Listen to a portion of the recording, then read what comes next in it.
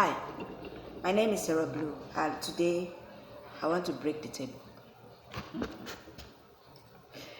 You know, while I was reading the Bible, I discovered so many things, some very shocking, some very weird, and some I don't even know what word to use for them. But one of the things that I discovered in the Bible is is the fact that it is very honest, it is very true, and it's not going to hide anything.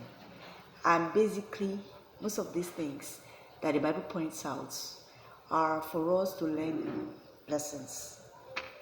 And when you really look at them, they really mean a lot.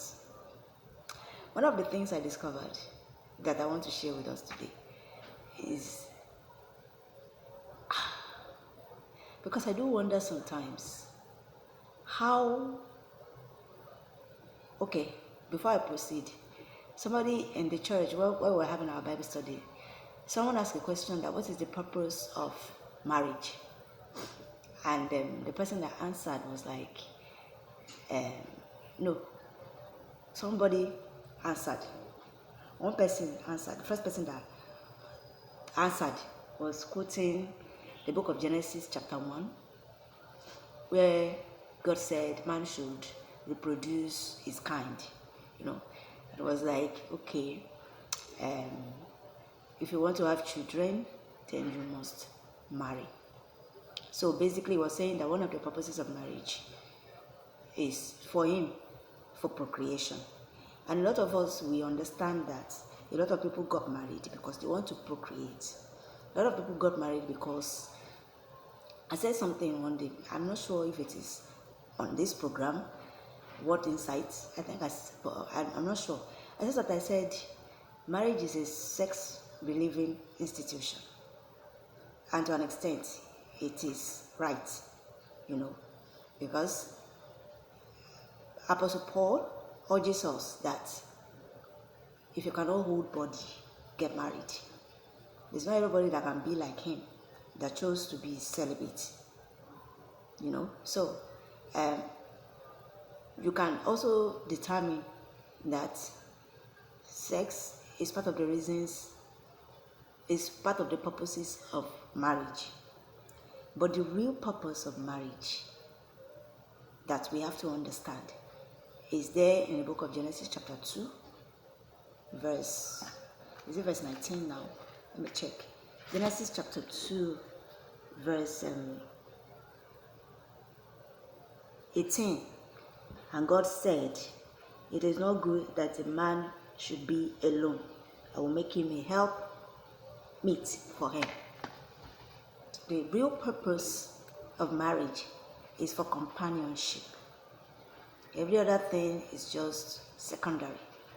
The primary purpose of marriage is for companionship. And someone actually answered with this, quoting this Bible verse. And it's like, if he went further by saying, if your purposes as a man and a woman does not align, don't marry the person. If the person cannot help your vision, don't marry the person. And he's right, because you're supposed to have the same vision. Because the Bible says that when they come together, they become one.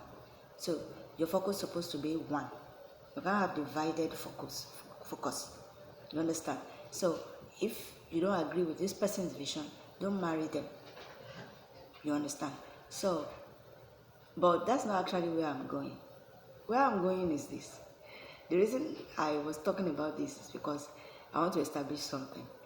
Where I'm actually going is a little bit funny, and it looks a little weird to me, because I can't imagine that at the age of 90 years, Sarah was still able to bring forth a child. 90 years. Do you know what 90 years is? Some people are 40, some people are 50, and they've already lost appetite for sex. And yet, a 90-year-old woman was still finding pleasure in sex, that she was even still able to give birth at that age. It is weird, don't you think? It is absolutely weird that at that age, let's even leave the men. We know the men now. Their sexual urge, I don't know. I think those ones, they have the stamina. But it depends on how they take care of them anyway. I really don't want to talk about it. But a woman of 90 is still able to have sex and enjoy it. And this is not just about Sarah alone. Check out Elizabeth and her husband. Is it Zachariah now? In the book of Luke. They were well stricken in age. Zachariah.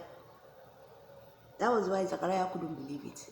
When the angel told him he was still going to have a son at that age. And I'm wondering, is something wrong with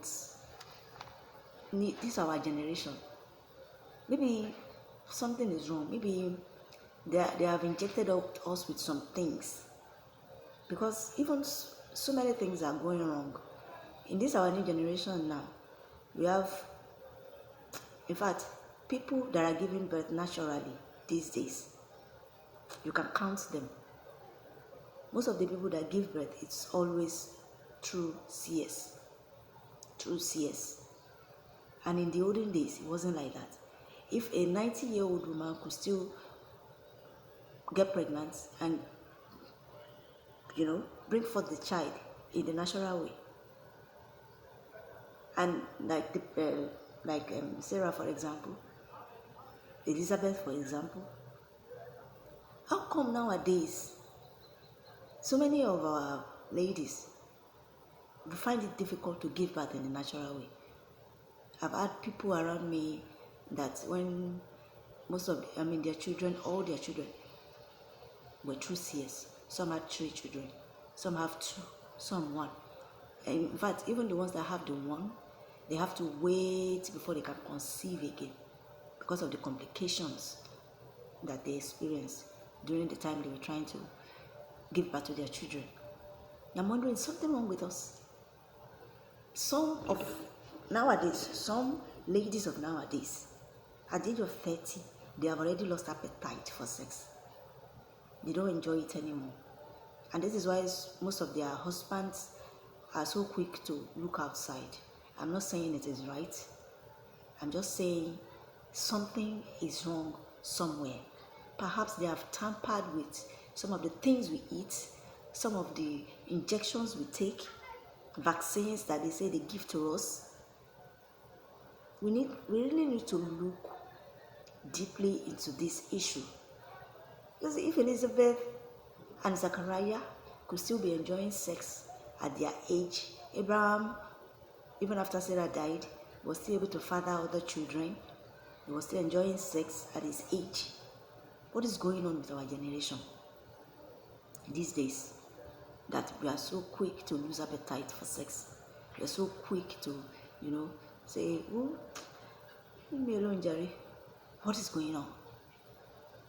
This needs to be looked into.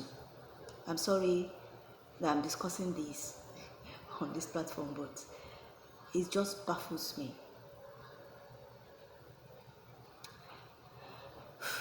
I hope we have a nice day ahead. God bless you and bye-bye.